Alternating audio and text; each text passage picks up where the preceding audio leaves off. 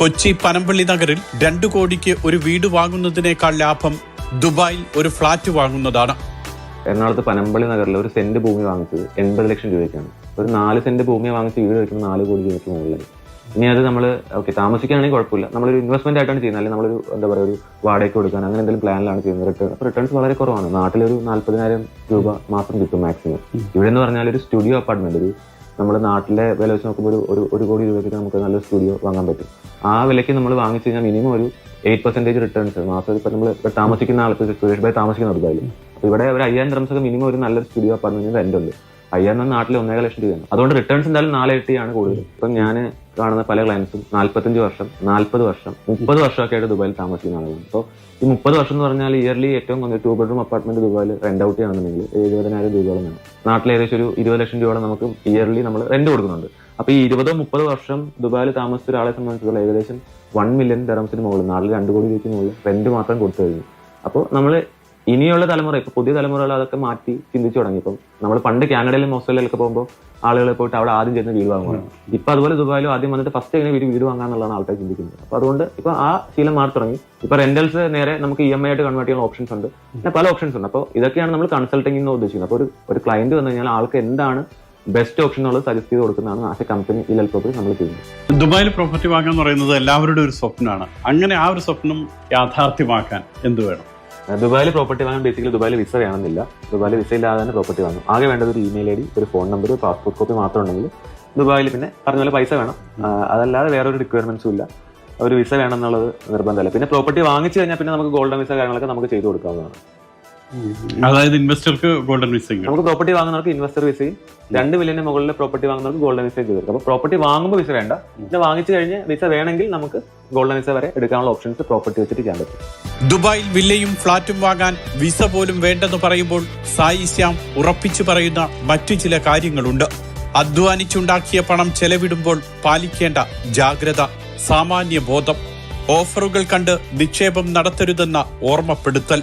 ഇപ്പോൾ കൊച്ചിയിലോ ബാംഗ്ലൂരോ വാങ്ങുന്ന പോലെ അല്ല ദുബായിൽ വാങ്ങുന്നത്. ദുബായിൽ 190 കൺട്രീസിലെ ആളുകൾ താമസിക്കുന്നുണ്ട്. അപ്പോൾ അതുകൊണ്ട് തന്നെ ഈ മാർക്കറ്റിൽ ഒരുപാട് സ്കാംസിനുള്ള സ്കോപ്പ് ഉണ്ട്. അതുകൂടാതെ തന്നെ ഒരുപാട് പുതിയ കമ്പനികൾ വരുന്നുണ്ട്. അപ്പോൾ അത് ഏതൊക്കെയാണ് നല്ലത്, ഏതൊക്കെയാണ് മോശം എന്ന് ചിന്തിക്കുന്നതിൽ നല്ലത് നമ്മൾ വാങ്ങുമ്പോൾ ഇവിടെ എക്സിസ്റ്റിംഗ് ആയിട്ടുള്ള നല്ല ട്രാക്ക് റെക്കോർഡുള്ള ഓൾറെഡി ഒരു നല്ല ഹിസ്റ്ററി ഉള്ള ഡെവലപ്പേഴ്സൊക്കെ ആണെന്നുണ്ടെങ്കിൽ, എസ്പെഷ്യലി ഗവൺമെന്റ് ഡെവലപ്പേഴ്സോ അല്ലെങ്കിൽ ഫസ്റ്റ് കാറ്റഗറി ഡെവലപ്പേഴ്സോ ആണെന്നുണ്ടെങ്കിൽ ടെൻഷൻ ഇല്ല.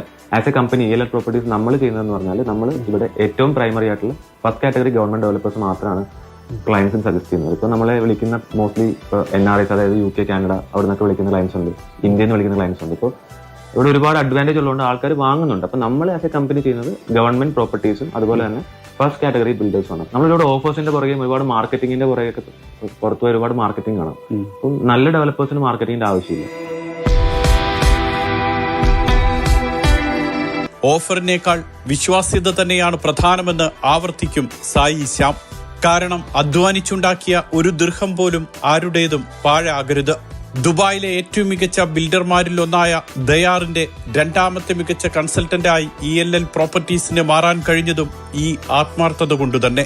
സർക്കാർ, അർദ്ധ സർക്കാർ സ്ഥാപനങ്ങളുടെ പ്രോപ്പർട്ടി തെരഞ്ഞെടുക്കണമെന്ന് പറയാനും മറ്റൊരു കാരണമില്ല.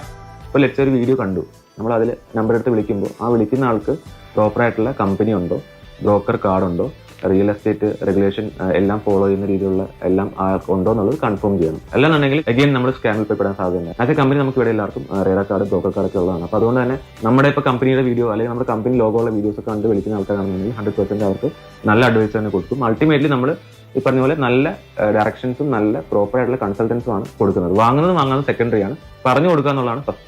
ഇത്രയും കേൾക്കുമ്പോൾ സ്വാഭാവികമായി ഉണ്ടാകുന്ന ഒരു സംശയമുണ്ട്.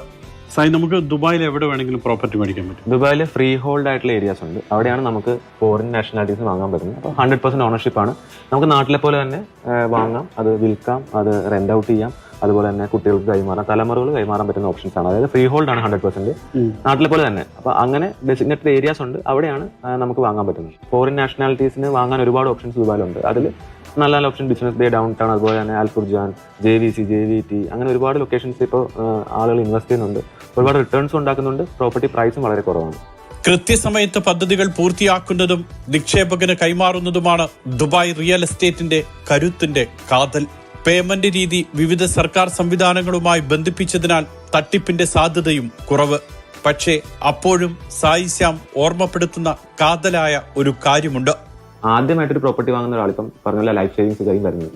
അപ്പൊ അവർക്ക് ഏറ്റവും ഈസി ആയിട്ട് ചെയ്യാവുന്ന ഏറ്റവും കുറഞ്ഞ ഓപ്ഷൻ സ്റ്റാർട്ട് ചെയ്യുക. അല്ല, നമുക്കിപ്പോൾ നമ്മുടെ ബഡ്ജറ്റ് ഒരു 1 മില്യൺ ആണെങ്കിൽ നമ്മൾ 1.8 മില്യൺ എടുക്കാതെ നമ്മൾ 1 മില്യൻ്റെ അകത്ത് തന്നെ നിർത്തിക്കൊണ്ട് നമുക്ക് ആ ഇൻവെസ്റ്റ്മെന്റ് കംപ്ലീറ്റ് ചെയ്യാൻ നോക്കി കഴിഞ്ഞാൽ നമുക്ക് വലിയ പ്രശ്നങ്ങളില്ലാതെ പോകാൻ പറ്റും. എപ്പോഴും നമ്മൾ ചിന്തിക്കേണ്ടത് ഒരു പ്രോപ്പർട്ടി പർച്ചേസ് ചെയ്യുമ്പോൾ നമ്മളെ കപ്പാസിറ്റിക്ക് അകത്ത് നിർത്തിക്കൊണ്ട് നമുക്ക് തട്ടുകേടില്ലാത്ത രീതിയിൽ എങ്ങനെ ചെയ്യാം.